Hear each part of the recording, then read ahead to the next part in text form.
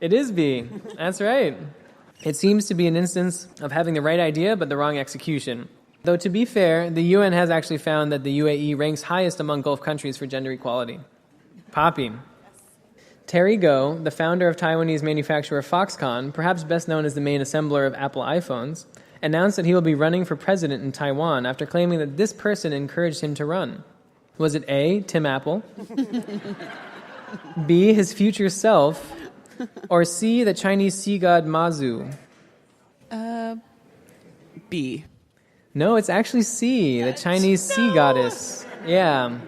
Political commentators think that Goh, whose $4.4 billion fortune makes him Taiwan's third richest person, may be playing up his traditional religious beliefs to appeal to the average Taiwanese person.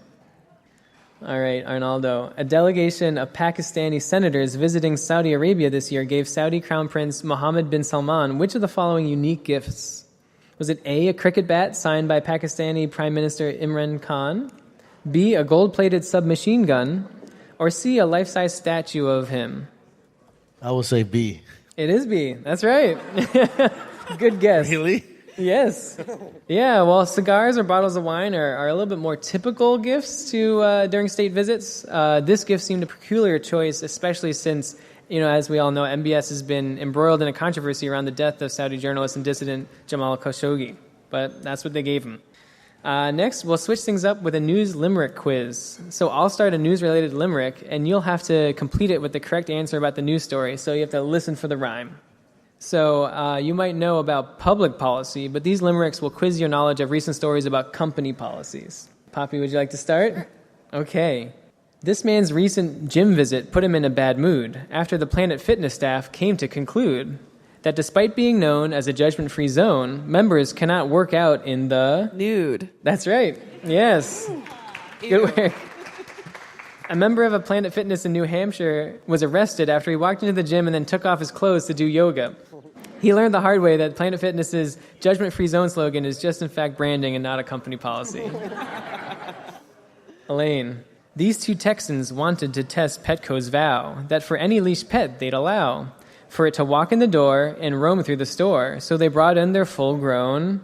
Cow. Cow, that's right. Yes. Two Houston area residents who trained steers for a rodeo brought in Oliver, their African Watusi bull, a breed that can reach 1,600 pounds, but said the Petco staff were actually surprisingly friendly and welcoming to the bull, showing that Petco is a no China shop. Oh. All right, Arnaldo. A Chinese firm has been the target of online condemnation for a newly crafted corporate regulation that sought to help ladies meet men and have babies by giving female workers extra days of... I hear some whispering in the crowd. Anyone want to say a little louder? A little hint? Can I get some help? Vacation. Vacation, yes.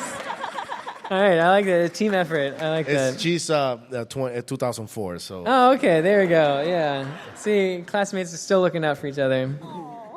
Yes, so that's right, vacation. Specifically, the extra days off were for single women over 30. And not only that, if the time off resulted in a marriage by the end of the year, the company would double their 2019 year-end bonus. So I guess in China, love pays off.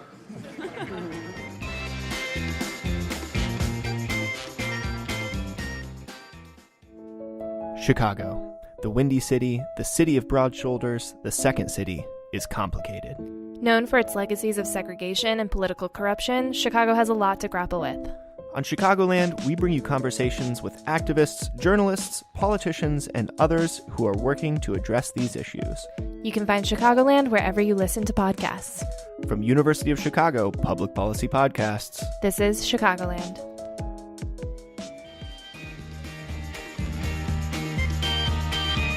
All right, so good work, all of you. Izzy, how do the standings look? So right now in the standings, Poppy is behind with 4 points, while Elaine and Arnaldo are tied at 5. Okay, well, it's close. Anybody's game still. It is still anybody's game. One final round of trivia left, so you can still come back and tie it up. So, Poppy, let's see if you can exact your revenge on the other panelists and tie them up with this revenge-themed round. A man in Santa Rosa, California, was recently forced to cut his newly installed fence in half after his neighbor filed a complaint with City Hall. The man then made the news after he did which of the following to get his revenge? Did he A, barricade his neighbor's doors and windows with the excess fencing? B, help his neighbor's dog jump the fence and left a note saying, "Who let the dogs out?" Or C, set up a display of naked mannequins in his yard? I'm going to go with A. It's actually C. Yes, I did have fun coming up with all these options, but it was C. It was, he set up a display of mannequins, very naked, in his yard, and the mannequins were seated around a table with one empty chair and a sign that read, "Reserved seat for the nosy neighbor that complained about my fence to the city." Okay, Arnaldo. After a recent divorce, a billionaire real estate mogul got revenge on his ex-wife by doing which of the following with one of the skyscrapers he built in Manhattan? Did he A, sell it to a business partner for $1 so she wouldn't get any money from it? B, hang giant photos of him and his new wife from it? Or C, lease the floor below his ex-wife's loft to a nightclub open till 4 a.m.? It's interesting. What would you do if you were in his shoes? Hopefully none of these things, but... I would say I think C sounds very interesting. C does sound interesting. It was actually B. Yes, he hung up photos, giant photos. They're actually 24 feet wide by 42 feet tall, and they were installed at 432 Park Avenue. If you guys know that building, it's like one of the tallest residential skyscrapers in the Western Hemisphere now. He was the developer behind it. So that's definitely one way to show you moved on, I guess. All right. Elaine, this past Valentine's Day, the El Paso Zoo offered visitors which of the following opportunities to get back at their exes? Did they let you A, name a cockroach after your ex before feeding it to a meerkat? B, send them a video of a live animal birth?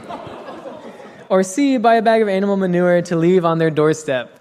I feel like these are all good ideas I should write down. Just kidding. Take note. I feel like A is probably pretty savage. Yeah, it was A. That's right. Good work.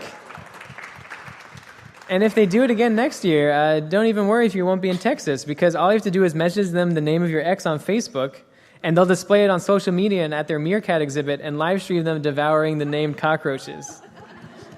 It also seems that other zoos have caught on to this fad. For example, a wildlife center in Oregon lets you name a salmon after your ex before it's torn apart by a massive brown bear, while the Wildlife Sydney Zoo in Australia offers the opportunity to name one of their snakes after your ex.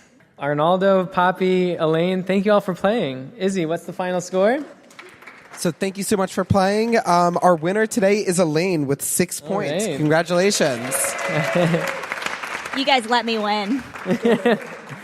Well, thank you, and thanks, Izzy, and congratulations to Elaine. So earlier in the show, we learned that NASA is considering selling the naming rights to its rockets, like adding a Nike swoosh on the side. While I make some quick announcements for our listeners, I want you each to think of what else in government might be next to become branded. So, to our listeners, thank you all for tuning in to this live edition of Have You Heard, a production of UC3P, the University of Chicago Public Policy Podcast. This is Jason Zukus, and I'll be hosting one more show this year before I also graduate in June. In the meantime, if you enjoyed what you've heard, make sure to like and follow our Facebook page at facebook.com/HYH News Quiz, and listen to our previous episodes by searching for Have You Heard UC3P on your preferred podcast platform. Okay, so contestants, what do you think is next for government branding? Any ideas? Ad space for projecting onto the Capitol. Oh, that's a good idea. Arnaldo, do you have any ideas? It's hard to predict these days. So Could be anything. I'll come back to you. Okay, Elaine, how about you? I'm going to follow in my mentor's footsteps and say I'll get back to you as well. Short on. All right, well. You're just going to ping pong back and forth? If any of my 2004 classmates have any ideas, we'll welcome to. I do like the Capitol projecting ads onto it. I do like that. Or the moon. You Highways. Can go with the moon. Oh, yeah. Do we have Adopt a Highway? Huh? Oh, name your own Amtrak route. I like that. Get a lot of money for that. McDonald's in the White House. We know President Trump loves McDonald's. Why not? Well, if any of those predictions come true, we'll let you know on Have You Heard. Thank you all for competing once again, and a special thanks to Ann Richard for participating in our special quiz segment. And a big thank you to our announcer and scorekeeper, Izzy, and to our producer, Julian, for helping out with the sound engineering. See you again soon for our last episode.